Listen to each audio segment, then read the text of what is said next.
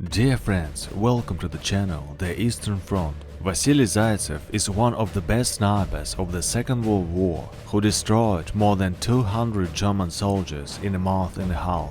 Today we will talk about Zaytsev's legendary confrontation with the German super sniper, which would later be called the most famous sniper duel of the war. Since childhood, Vasily Zaitsev has been engaged in hunting, and at the age of 12 he received his first rifle as a gift. It was thanks to hunting that Zaitsev realized that a sniper should be invisible. The ability to disguise himself has always been a top priority for him. A shooter's extraordinary composure and self-control also played a role. In addition, Vasily was also gifted physically. An eagle eye, a good ear and endurance didn't leave a single chance for the enemy, who fell under his side. Zaitsev went to the front as a simple soldier. He didn't immediately become a sniper. Several times he fought in hand-to-hand combat with the enemy and even received a bayonet wound. But he never left the ranks. In the very first battles, Zaitsev proved himself to be an excellent shooter. He hit an enemy soldier at a distance of 800 meters with a simple Mosin rifle.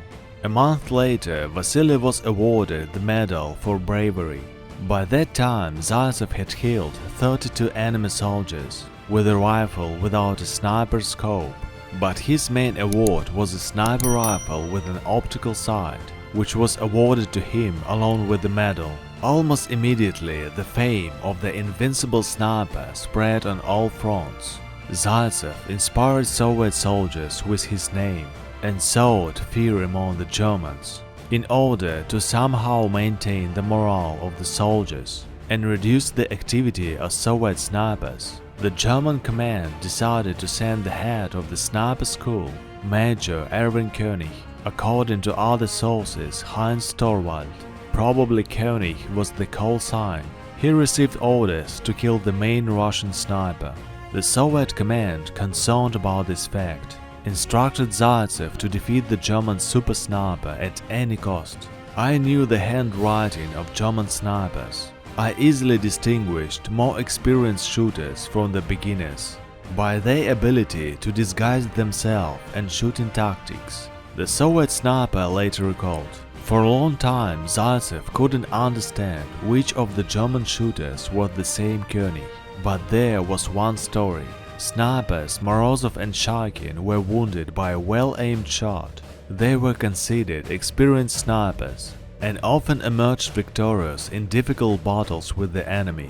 There was no doubt the Russians were faced with a fascist super sniper, which Zaitsev had been looking for so long." Zaitsev, together with Nikolai Kulikov, took the position where Morozov and Shaikin had previously been shooting.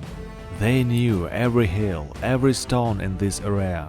Zaitsev's attention was attracted by a pile of bricks and a sheet of metal lying about a kilometer away from them. It was here that the German sniper could be hiding. Nikolai Kulikov was waiting for the firing order to attract the enemy's attention.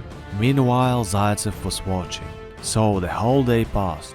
Before dawn, the warriors went into ambush again. Zaitsev was in one pit, Kulikov was in another.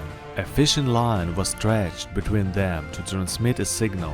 Time dragged on extremely slowly.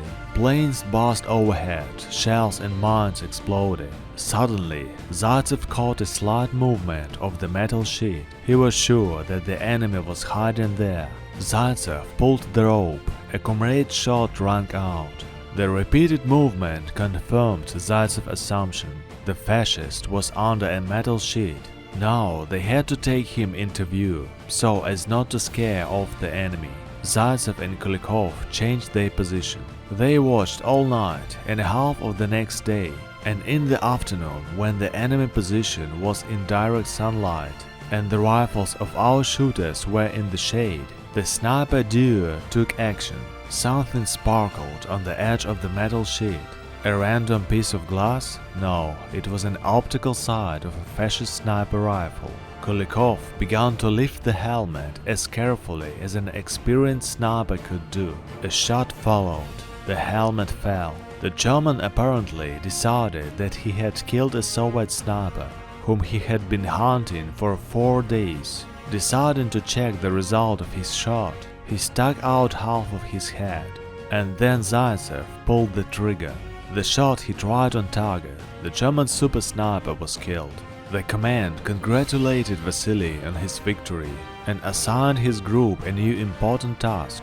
Zaitsev and 13 other soldiers had to stop the German offensive on one of the sections of the Stalingrad front. Zaitsev was practicing a new combat tactic with this group of soldiers. The mission was completed successfully, but the Soviet shooter was seriously wounded in the battle.